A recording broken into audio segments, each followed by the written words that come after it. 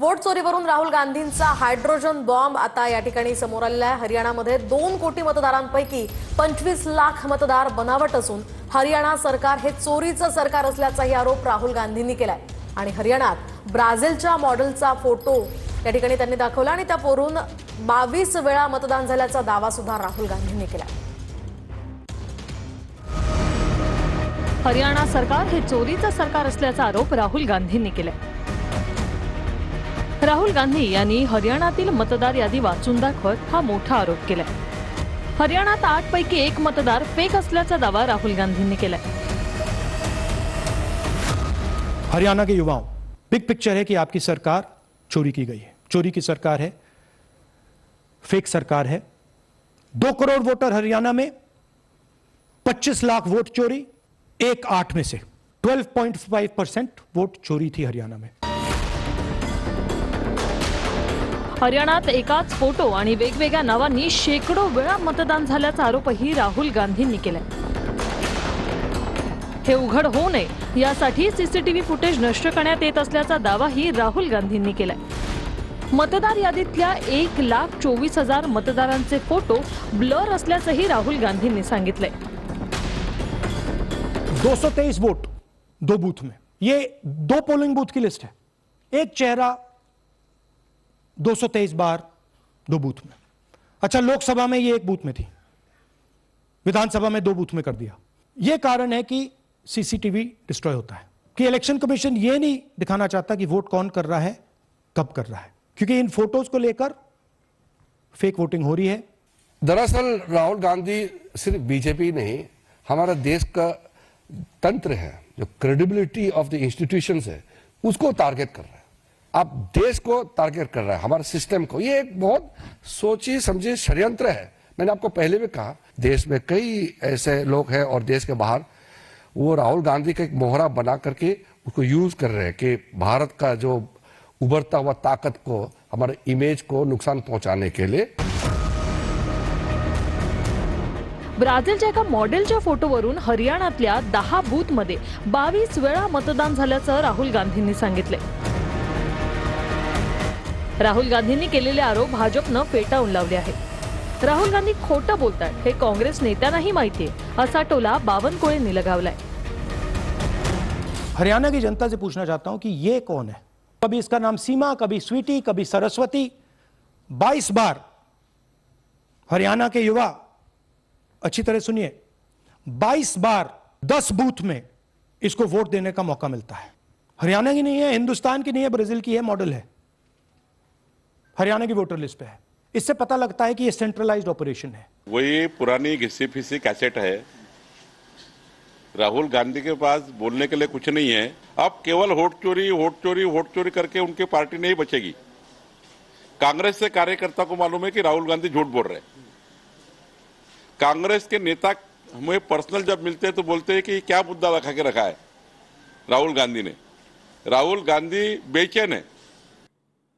दरम्यान या राहुल गांधींच्या आरोपांवर आता हरियाणा निवडणूक आयोगानं प्रत्युत्तर दिलंय, पाहूया।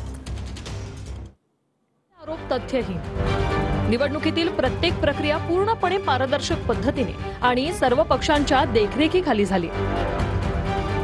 मतदार यादी 2 ऑगस्ट 2024 रोजी प्रकाशित करण्यात आली आणि सर्व राजकीय पक्षांसोबत शेअर करण्यात आली। मतदार यादीविरुद्ध जिल्हा दंडाधिकाऱ्यांकडे दाखल केलेल्या अपीलांची संख्या 0 आहे। अंतिम मतदार यादी 27 ऑगस्ट 2024 रोजी प्रकाशित करण्यात आली आणि सर्व मान्यताप्राप्त राजकीय पक्षांसोबत शेअर करण्यात आली। मतमोजणी दरम्यान निवडणूक अधिकाऱ्यांना 5 तक्रारी प्राप्त झाल्या होत्या। 8 ऑक्टोबर 2024 रोजी निवडणुकीचा निकाल जाहीर झाला। यानंतर निवडणुकीला आव्हान देणाऱ्या 23 याचिका दाखल करण्यात आल्या आहेत। आता बघूयात राज्यातल्या राजकारणातल्या बातम्या। स्थानिक निवडणुकीसंदर्भात पवारांच्या राष्ट्रवादीनं मोठा निर्णय घेतलाय। स्थानिक निवडणुकीत भाजपसोबत युती नको अशा सूचना पवारांनी पदाधिकाऱ्यांना दिल्याची माहिती आहे। त्यामुळे पवारांचे राष्ट्रवादी भाजप सोडून इतर कोणाशीही युती करणार का असा प्रश्न आता निर्माण झालाय।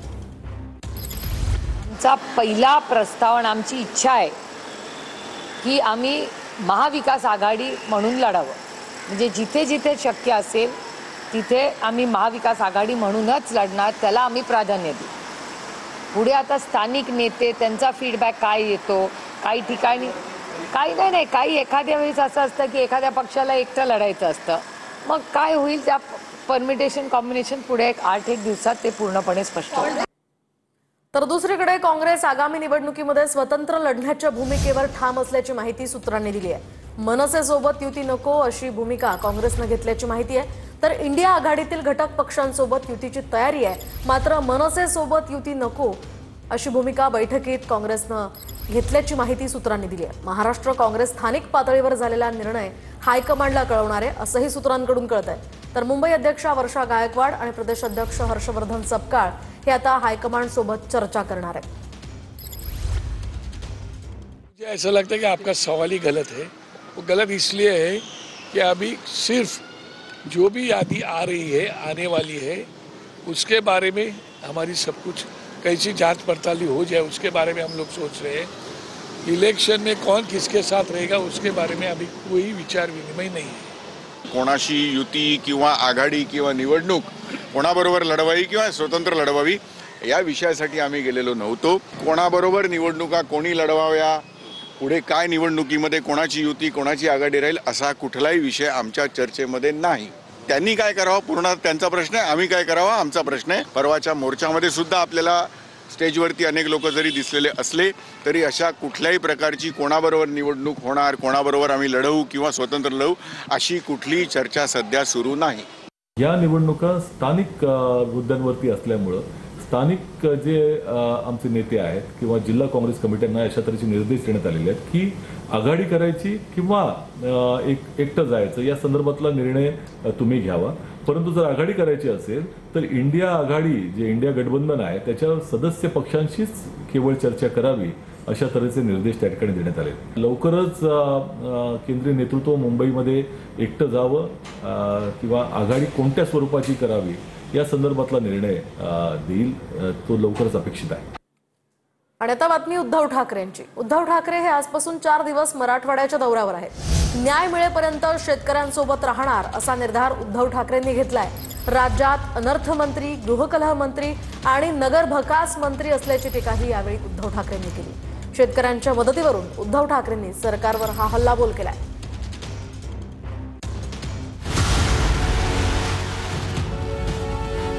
उद्धव ठाकरे 4 दिवसांच्या मराठवाड्याच्या दौऱ्यावर आहेत. अतिवृष्टी झालेल्या शेतकऱ्यांना सरकारची किती मदत मिळाली असा सवाल शेतकऱ्यांना करत उद्धव ठाकरेंनी सरकारवर निशाणा साधलाय.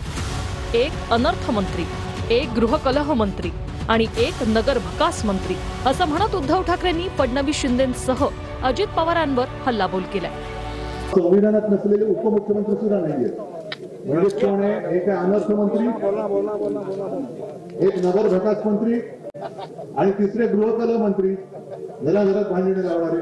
अनिल दादा, तुम्ही जे सांगितलं आम्हाला कर्जमाफी नको का, आम्हाला हमीभाव द्या, आम्हाला तुमच्या उत्तराची गरजच नाही. हे चांगलं आहे, विरोधी पक्षाचं काम आहे. पहिल्यांदा उद्धवजी बाहेर पडले आहेत ते मला आनंद आहे. उद्धव ठाकरे टोमणे मारण्याच्या पलीकडे काहीच करू शकत नाहीत. मी तर यापूर्वी देखील सांगितलं की विकासावर केलेलं त्यांचं एक भाषण दाखवा आणि 1000 रुपये मिळवा. कर्जमाफीच्या मुद्द्यावरूनही उद्धव ठाकरेंनी उपमुख्यमंत्री अजित पवारांवर टीका केली आहे.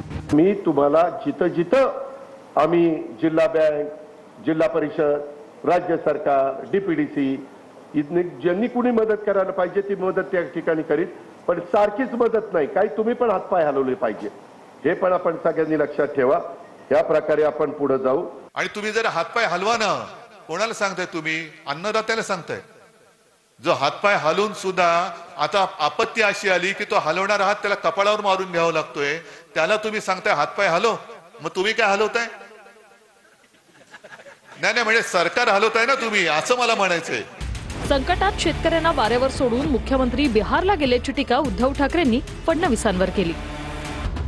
फडणवीसांच्या खुर्चीवर अनेकांची वक्रदृष्टी असल्याचं म्हणत उद्धव ठाकरेंनी नाव न घेता शिंदे आणि अजित पवारांवर निशाणा साधलाय. आता आपले जे मुख्यमंत्री बसलेले आहेत ते पंचांग काढून बसलेले आहेत. म्हणजे आता राहू कुठे, केतू कुठे, त्यांच्या खुर्चीवर अनेक ग्रहांची वक्रदृष्टी आहे. त्याला आपण काय करू शकत नाही.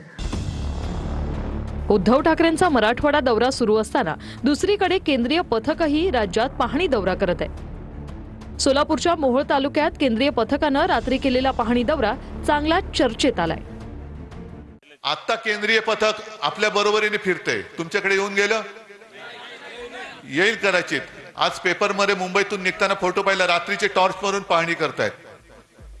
आता केंद्राचं पथक आले, मग हे केंद्राचं पथक जाणार, त्याच्यानंतर अहवाल देणार. म्हणजे नुसतं पंचांग काढतायत, मुहूर्त मागून मुहूर्त काढतायत, पण मदतीच्या नावाने ठणठणाट. म्हणून मी तुम्हाला सांगायला आलो की आम्ही तुमच्यासाठी आहोत. नाही, मला वाटतं त्यांच्याकडे असेल ना यंत्रणा, थोडे काळोखात जाऊन ते तसेच पाहणी करून येणार आहेत. आता त्यांचा रिपोर्ट आल्यावर त्यांनी पाहणी केली, खरी की खोटी येईल आपल्यासमोर. पण लगेच आपण निगेटिव्ह अर्थानं पाहण्याची गरज नाही. पथक आलंय, त्यांनी मदत द्यावी आणि देतील अशी आपण पॉझिटिव्ह अपेक्षा करूया. मुख्यमंत्री असताना कधी शेतकऱ्याच्या बांधावर गेले नाही, मुख्यमंत्री असताना कधी त्या ठिकाणी विधिमंडळात आले नाही, मुख्यमंत्री असताना मंत्रालयाचा दरवाजा कधी बघितला नाही. 2-2.5 दिवस आले. आणि त्यामुळं आता हा राजकीय दौरा आहे आणि या दौऱ्यामध्ये आता ते मोदीजीवर, माननीय देवेंद्रजीवर टीका करत सुटलेले आहे. पण त्यांनी कधी पॅकेजचा अभ्यास केला नाही, कधी कागद वाचलेला नाही. त्यांना पूरग्रस्तामध्ये कुठल्या कुठल्या कॅटेगरी येतात हे सुद्धा उद्धव ठाकरेंना माहिती नाही. आता टॉर्चने कुठं काही समजतं का? तुम्ही दिवसा त्या ठिकाणी असं पाहा, असं ताबडतोब दिसताना असं सगळं आपण गाडीतून जाताना सुद्धा किती दिसतं ते पण नाही. टॉर्चने पाहिजे म्हणजे हा अपमान आहे, आपल्या मराठवाड्यातल्या शेतकऱ्यांचा अपमान आहे. उशीर झाला म्हणजे काय झालं, त्याने आधीच पाठवलं पाहिजे होतं. ज्यावेळेस आपण सगळेजण फिरत होतो त्यावेळेस बावनकुळेंनी स्वतः त्या ठिकाणी पाठवलं पाहिजे. ते महसूल मंत्री येते. वळूयात पुढच्या बातमीकडे. निंबाळकरांचं नार्को टेस्टचं चॅलेंज मेहबूब शेख यांनी स्वीकारलंय. माझीही नार्को टेस्ट करा असं मेहबूब शेख म्हणालेत. दरम्यान माझ्यासह सर्वांची नार्को टेस्ट करा, खर्च मी करतो असं आव्हान रणजित सिंग निंबाळकरांनी दिलं होतं.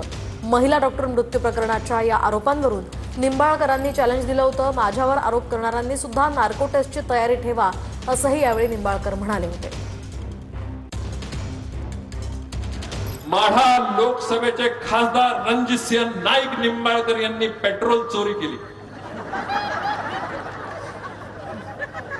मला सुषमाताई, मेहबूब भाई, महाराष्ट्राचे प्रदेशाध्यक्ष, नेते मंडळींना त्यांना म्हणायचंय, जे आमदार साहेबांनी मी सांगितलं की मी रणजितसिंह नाईक निंबाळकर नार्को टेस्ट करायला तयार आहे आणि त्याच्याबरोबर माझ्यावर आरोप करणाऱ्यांनी प्रत्येकाने नार्को टेस्ट आज जाहीर माझ्या सगळ्या सोशल मीडियाने करायचं. हा आरोप आहे का? 500 रुपये किमतीचे प्लॅस्टिक पॅन मधून चोरी करताना जयश्री आगोन यांनी पाहिले, जातीवाचक शिवीगाळ केली. कुणाला? जयश्री आगोन यांना. नार्को टेस्टचा तर माझी तयारी आहे. रणजित दादा, मुंबईमध्ये तुम्ही पैसे भरणार आहे त्याच्यामुळे मला ती चिंता नाही. मुंबईत आपण नार्को टेस्ट करू, लाईव्ह डिटेक्टिव्ह चाचणी करू. माझी नार्को टेस्ट करावं, लाईव्ह डिटेक्टिव्ह करा, मुंबईत करा. तारीख फक्त 2-3 दिवस अगोदर कळवा, एवढीच माझी विनंती आहे. पण त्या नार्को टेस्टच्या अगोदर तुमची नार्को टेस्ट झाली पाहिजे. कुणाच्या दबावाखाली संपदाच्या तक्रारीकडे दुर्लक्ष केलं त्याची देखील राहुल दत्तची नार्को टेस्ट झाली पाहिजे, त्याची लाईव्ह डिटेक्टिव्ह चाचणी झाली पाहिजे.